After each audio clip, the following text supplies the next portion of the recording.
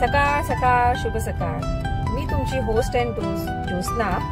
माझ्या ट्रॅव्हल व्लॉगच्या तिसऱ्या पार्टमध्ये आज आपण जाणार आहोत वेंगुर्ला.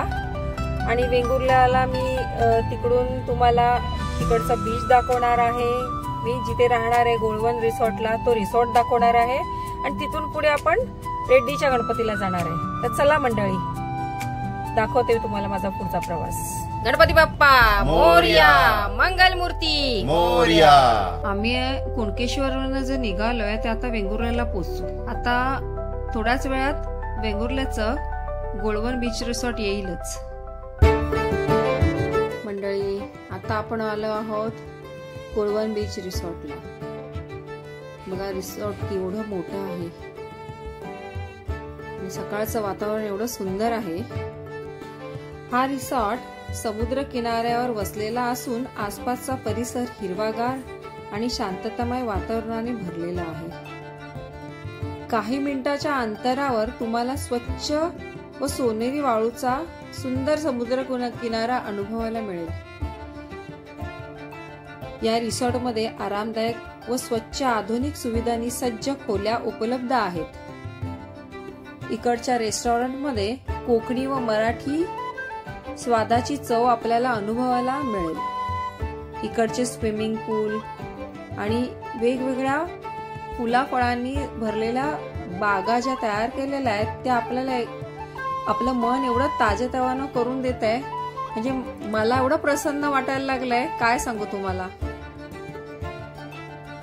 जर तुम्हाला समुद्राचा अनुभव घ्यायचा असेल व गोळवन रिसॉर्टच्या आतील व बाहेरून तुम्हाला थेट समुद्राचा अनुभव घेता येईल. जर तुम्हाला कोकणात शांतता आणि निसर्गाचा संगम आणि उत्तम आराम अनुभवायचा असेल तर गोळवन बीच रिसॉर्टला एक परफेक्ट डेस्टिनेशन प्लेस मी तरी मानते.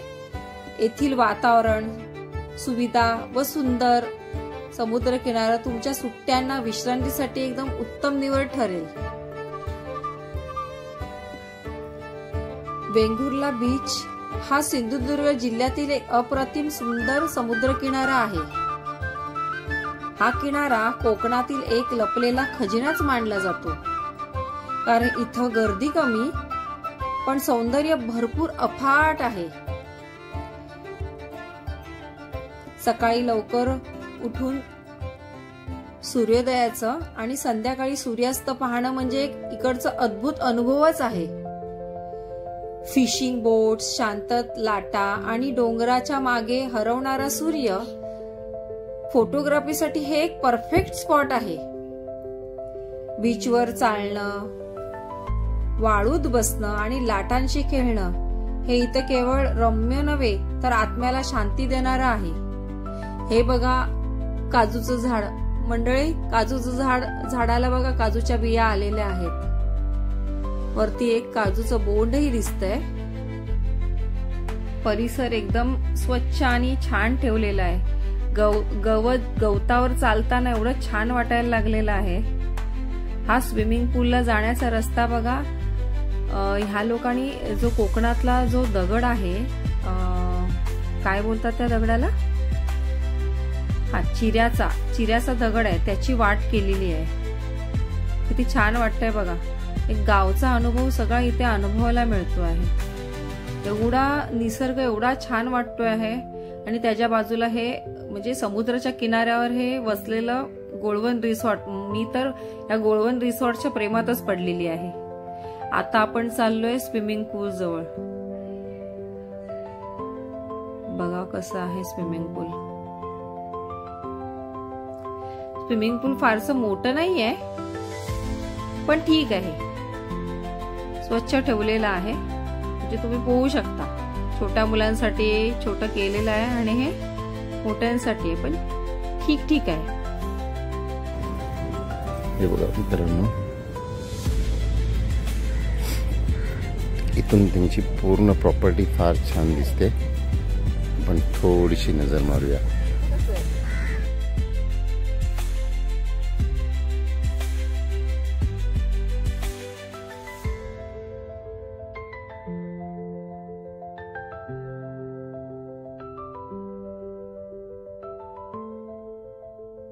मंडळी बघा, हे रिसॉर्ट मधून सरळ बीच वरती जाण्याचा हा गेट आहे आणि या गेट मधून आपण बीच वरती आलेलो आहे. वाह,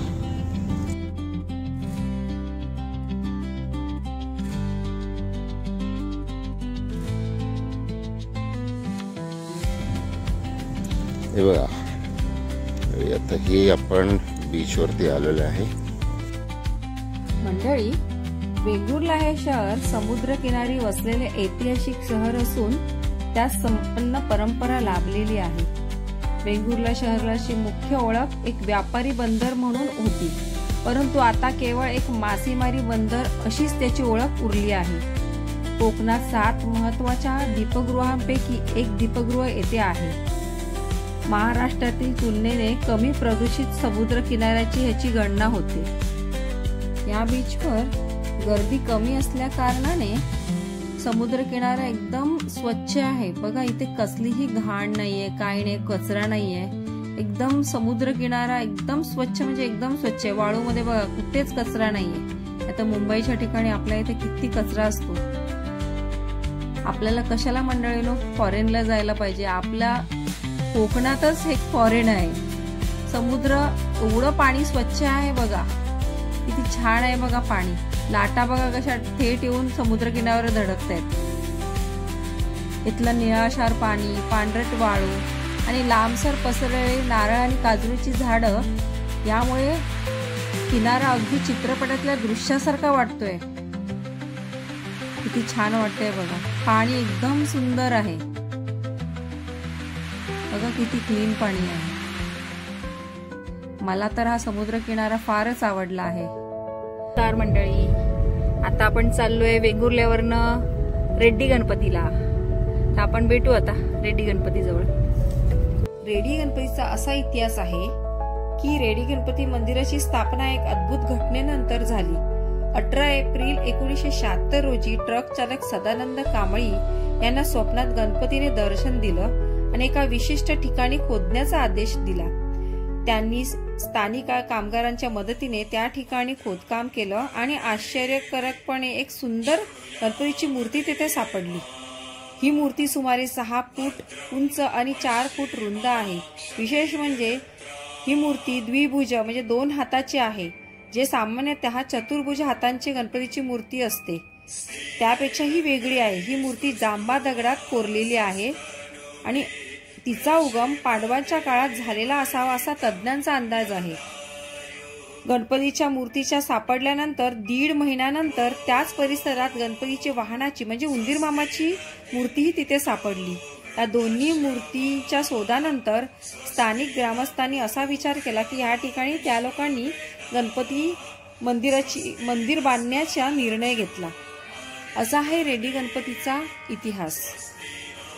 तर मंडळींनो, जर तुम्ही कोकणात फिरायला जाण्याचा विचार करत असाल तर रेड्डी गणपती मंदिर हे एक अवश्य भेट देण्यासारखं ठिकाण आहे.